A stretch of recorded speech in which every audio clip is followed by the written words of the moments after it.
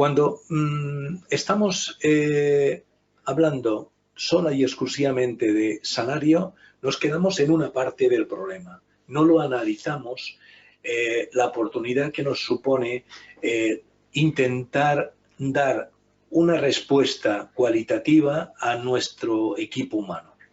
Nuestro equipo humano no solamente se va a mover, aunque hay un componente de más del 70% de retención vía salario, pero también influye los temas como el clima laboral.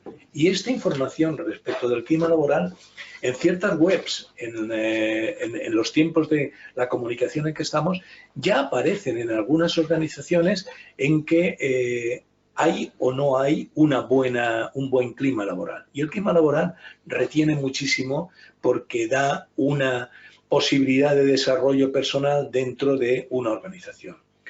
El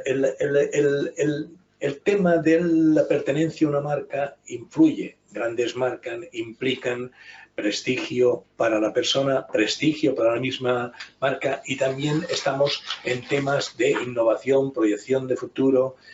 Un tema muy valorado por las nuevas generaciones es la flexibilidad laboral, el no tener el tema del presencialismo. Pertenece al siglo XX, en el siglo XXI, con todas las ventajas desde el punto de vista tecnológico, hacen que podamos estar en diferentes lugares realizando nuestra labor habitual y conectándonos a través de la nube. Esto hace 10 años era un poco quimera, hoy es una realidad. Y también, entre otros, el tema de desarrollo profesional dentro de las organizaciones es muy importante, sobre todo en estas nuevas generaciones muy bien preparadas y muy bien motivadas por el mismo.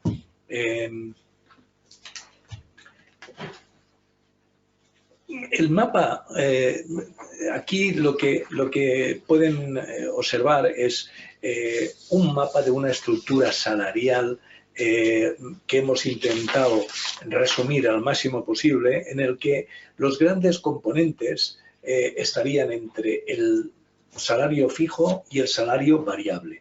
Y me explicaré un poquito en detalle. El salario fijo suele ser, para según qué niveles, salarios de mercado o salarios que vienen muy ajustados por el tema de convenios. Tenemos otro paquete de temas extrasalariales que es muy importante y que cada día es más importante dentro de los paquetes retributivos.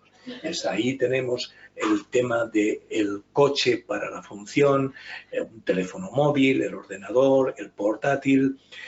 Incluso podía hacer una larguísima referencia, como inclusive en algunos casos, el tema de lo que serían incluso alquileres, etcétera, de lugares donde habitar, etcétera.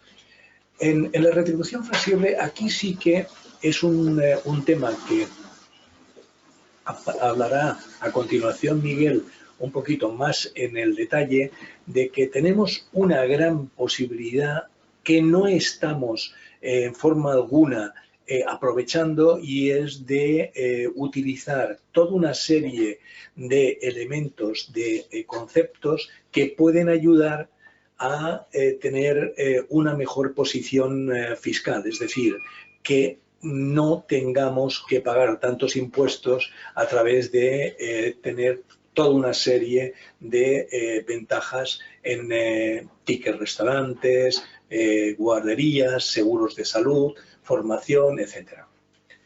Esto definitivamente, como bien comentó también Miguel, tenemos que ir a la retribución muy específica y a la carta, porque no serán las mismas necesidades que tendrá una persona en nuestra organización que esté soltera que una persona que esté con una familia y que precisará de toda una serie de servicios que le serán mucho más útiles. A ello, a lo que es la retribución, hemos de añadirle el salario variable, que será en base a los objetivos que la organización asigne a ese puesto y a esa persona en concepto. Ahí están desde los incentivos hasta las comisiones puras y duras en las posiciones comerciales y que vienen orientados por un análisis que hace a priori la organización para incentivar la captación de actividad de negocio para la empresa. Podemos tener otros elementos de compensación adicionales, pero quiero decir formación, plan de carrera. En algunas organizaciones, grandes organizaciones, está el tema del asesoramiento fiscal, asesoramiento en temas personales, incluso en el asesoramiento financiero. Repito, temas de horarios, temas de flexibilidad, de conciliación, cada día toman más y más valor en las organizaciones y no suponen bien y trabajadas inteligentemente ningún coste adicional, sino una mayor fidelización de las personas con la organización. Si pasas. Aquí, a título de ejemplo, una asignación de unos objetivos anuales para un determinado puesto. Esto definitivamente hay que hacerlo de acuerdo con la persona, por supuesto de acuerdo con los objetivos de la organización y la consecución de los objetivos que se asignan a un puesto de trabajo y a una persona específica en función de muchos factores, experiencia, conocimiento de mercado, etcétera. Bien, este tema lo dejo comentar aquí a mi colega Miguel Sánchez, que es el tema de la tributación exenta en IRPF. Miguel. Bueno, tampoco sería cuestión de alargarse mucho en estos puntos, pero aquí decir que si bien hace unos años había una ventaja tanto para la empresa como para el empleado en cuanto a la tributación y el coste, el empleado en cuanto a la tributación en IRPF y para la empresa en el coste en seguridad social, desde hace unos 4 años aproximadamente, pues lo que es ventajas para la empresa pues desapareció porque estos conceptos de retribución flexible han pasado a cotizar en seguridad social y tanto es así que cada mes estamos facilitando o estamos reportando a Seguridad Social un fichero que se denomina CRA, donde se incluyen todos los conceptos retributivos que tanto aparecen en nómina como no aparecen en nómina. Por lo tanto, Seguridad Social tiene información precisa de toda la retribución que se está dando a un empleado. No obstante, desde el punto de vista del receptor, del empleado, pues este tipo de retribución permite que con un mismo coste salarial, con un mismo bruto, la tributación del salario por parte del empleado se reduzca, de manera que podamos sacar retribución monetaria y añadir estos conceptos que Ernesto has planteado con anterioridad, bien sea pues tickets no solamente de comida, ticket guardería, bonos de transporte, etcétera. Y cada vez más se va unificando lo que es el tratamiento tanto en coste de seguridad social como de IRPF. Pero una vez más, tampoco habría que hacer una solución, un café para todos, como muchas veces tú indicas, sino que es cuestión de poder analizar cuál es la situación tributaria también del receptor para ver qué elementos son los que dan más potencia a ese paquete retributivo que la empresa puede diseñar en un momento determinado para un tipo de empleado determinado. Y sobre todo el gran temor que tenían los departamentos de recursos humanos cuando planteábamos este tipo de conceptos era cómo gestionarlo. Actualmente existen aplicaciones que facilitan enormemente la realización de estas políticas de una manera muy individualizada y al final es de lo que deberíamos de hablar, de una retribución a la carta y de acuerdo con las necesidades específicas de cada persona que está en nuestra organización, para elevar su nivel de motivación y de satisfacción. Y dentro de lo que esté en nuestra mano, dar las máximas facilidades a ellos. Si, a título de orientativo, este año pasado, desde el año 2017 al 2018, se establecieron unos incrementos por categorías, grandes categorías, hay que decirlo, de directivos. En el año 2017 al 2018 se incrementó con un 2,48, en mandos intermedios un 2,65 y con empleados y operarios solamente un 0,11%. Claro, estos son datos, macrodatos a nivel nacional y sin especificar sectores ni entrar en mayor detalle.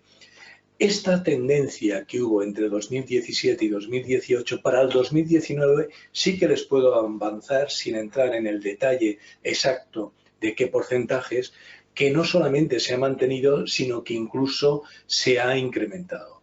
El próximo 9 de enero realizaremos la presentación de nuestro informe de evolución salarial 2007-2019 que presentaremos en la Escuela de Negocios SEADA, con lo cual podremos y podrán perfectamente a partir de dicha fecha solicitarnos el informe que muy a gusto les haremos llegar sin ningún tipo de compromiso. Si eres tan amable. En vista globalmente y analizado, lo que sí que tenemos en un periodo de tiempo de toda esta crisis en la que hemos en parte estado y continuamos en parte estando, es de que respecto de lo que es la inflación,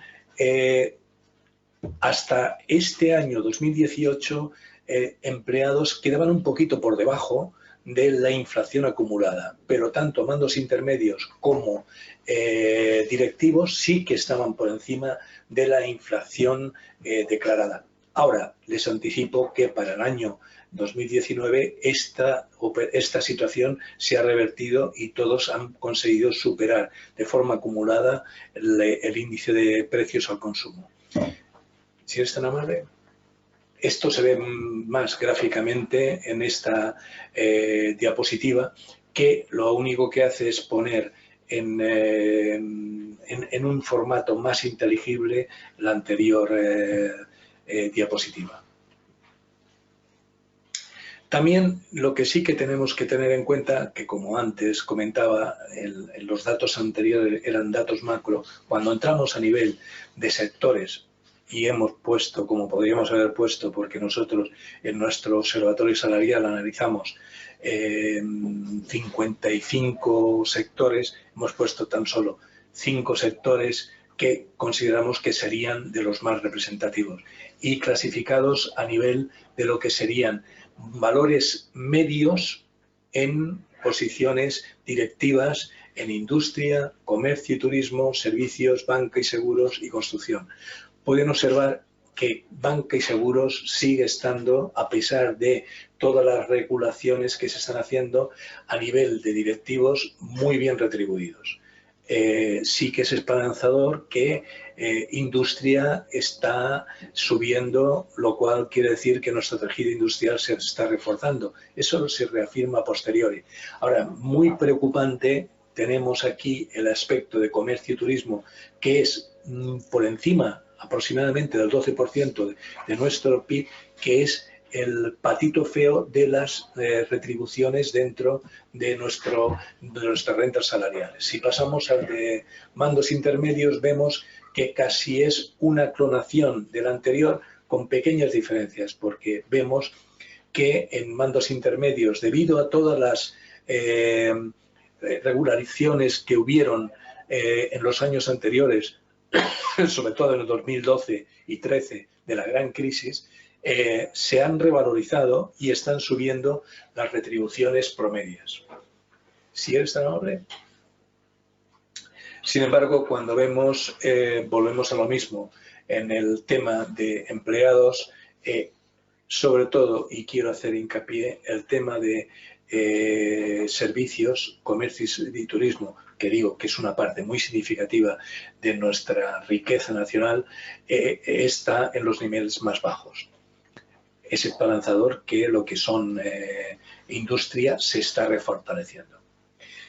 La pregunta, y si nos quedamos en la superficie de qué va a pasar en el 2020, pues habrá un repunte al alza bastante en línea, y parece ser que el mensaje de la patronal Fomento de que las organizaciones han de actualizar los niveles retributivos a efectos de minimizar al máximo las diferencias salariales que entre categorías existen, ha calado en el tejido industrial de nuestro país. Y como he dicho, el próximo 9 del 1 tendrán ustedes el detalle actualizado de dicho incremento. En cuanto a extras salariales, hay que ajustarlos específicamente a las necesidades de cada persona en la organización. Y pueden ir desde acuerdos marcos que se puedan tener dentro de una gran empresa respecto de condiciones preferentes para la adquisición de coches, de conseguir rentings, de acuerdos con entidades financieras, préstamos, tarjetas de crédito, etcétera. Si eres tan amable. Para mí, lo más importante es que, como he dicho antes, deberemos elevar las retribuciones en el porcentaje que fuera asumible por la cuenta de resultados de la organización. Lo que no podemos caer es en el tema de tener unas retribuciones que produzcan pérdidas en nuestra organización, porque entonces lo que estaremos teniendo es el inicio de una época en la que posiblemente se tendrán que establecer ciertas medidas indeseadas por todas las partes. Como nuestro gran objetivo es que retengamos y atraigamos el máximo talento, no solo por la retribución monetaria, aspecto eminentemente mercenario y que, como dije al inicio, puede llevarnos a una política de inestabilidad muy importante. Sí que tenemos que hacer llegar el mensaje claro y específico de que nos preocupamos por nuestras personas, por nuestro equipo, y que dentro de nuestras posibilidades vamos a realizar el máximo esfuerzo posible para que tengan la mejor retribución en todos los conceptos.